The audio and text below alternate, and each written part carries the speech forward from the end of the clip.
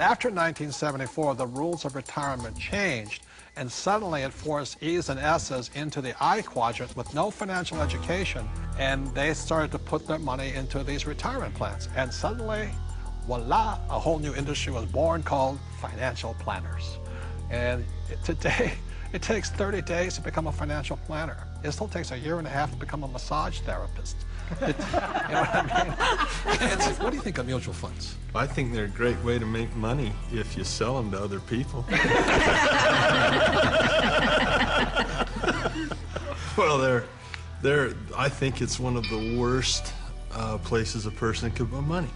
They really do. They make other people rich. You know, hidden fees, expense ratios, and you talk about the law of compound interest. Well, there's the law of compound expenses.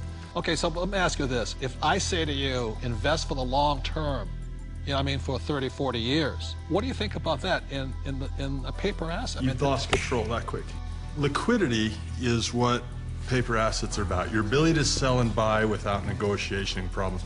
And so the moment you say, I'm going to buy this, I'm going to hold Enron, I'm going to hold WorldCom, and I'm going to hold, you know, GM, and I'm going to hold United Airlines, and, well, you can just go on and on. How about Pan Am? But the moment you decide to hold that, what control do you have? None. You know, yeah, in real estate, you can force the appreciation, paint it, carpet. You can't do that with paper. Right. Well, your only control is to sell. If you hold it forever, you're rolling the dice and saying, I hope it works out. Right. There's a lot of people say, you know, stocks are the best way to go and don't get into real estate. You know, there's a lot of these financial advisors. But the stocks are good for people who are not business people. You see, as entrepreneurs and real estate people, when you look at a financial statement, I personally am responsible for income, expenses, assets, liabilities. But as an investor, even in Microsoft, I have no control over income, expense, assets, and liabilities. Is that correct? All you can do is sell or hedge. That's all you can do. Well, that's right. And what makes it worse is that you take those paper assets that you don't have control over because you invest in the long term, and then you put them into a 401k, so you have even less control, because once they're in that 401k, you can't take them out. You really can't do anything with them. You're penalized for early withdrawal. You're penalized for pulling them out. And then, on top of that, you don't even get the one tax benefit you get with paper assets is capital gains. And you put it into a 401k, you've lost that benefit. On top of that, when you pull it out, there's 3 types of taxes: earned income, portfolio income, and capital gains or passive income.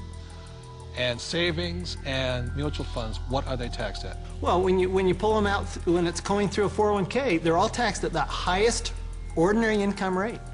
It's the worst thing you could possibly do if you plan to be rich. But if you plan to be poor, it's a pretty good plan. Robert, I've seen you take heat in the press by this, where you say they're risky. And I'll tell you where I think the risk is. When you sit down and they say, we're going to diversify you. You know, that way if one company goes down, you got all these other companies to buoy you up. And that's fine for a non-systematic type thing, but a system-wide problem, it does not protect us if the system breaks down. Because it's not diversification. Yeah, it's more fragile now than I think it ever has before. And I think these people saying, well, I'm well diversified. They're not well diversified. You diversify across asset classes, not just in bunches of stocks, in my opinion anyway. So the problem here with diversification, it doesn't protect you from a crash. Right. And it's not diversification anyway, and Buffett does not, Warren Buffett, the world's greatest investor, reportedly, says diversification is something like it's protection from ignorance. Right. But it's ignorance from both the person selling you the plan as well as you who invest in the plan. But this is the biggest thing that really bugs me. When Kenny and I buy real estate, we always buy insurance, don't we?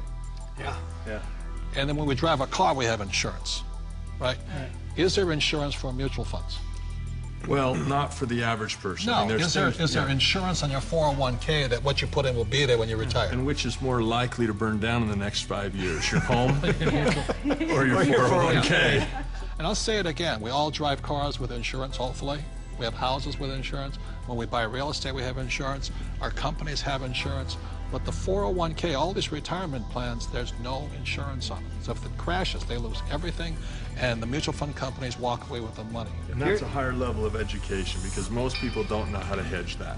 Nope. They don't know how. I mean, it's possible, but if you interview the average person, yeah, that's what we teach. That's what our advanced courses teach us, how to play the average game. person, I liked what your comment said. If you poll the average person, you say, tell me the difference. This is a very basic question. What is the difference between a defined benefit pension plan and a contribution plan Most of the people I talk to do not know that difference, and that is not a minor thing. That is a major deal. Time out. This is a very important point. See, in 1974, the rules of retirement changed. Prior to 1974, most people, like my parents, had a defined benefit pension plan. What that meant was that they received a paycheck for life. After 1974, the entire world started shifting onto a defined contribution pension plan. What you put in is all you get back. And that's why these defined contribution plans, so many people are terrified of running out of money in retirement, simply because with a defined contribution plan, you can lose everything in the market crash, or you can run out of money before you die.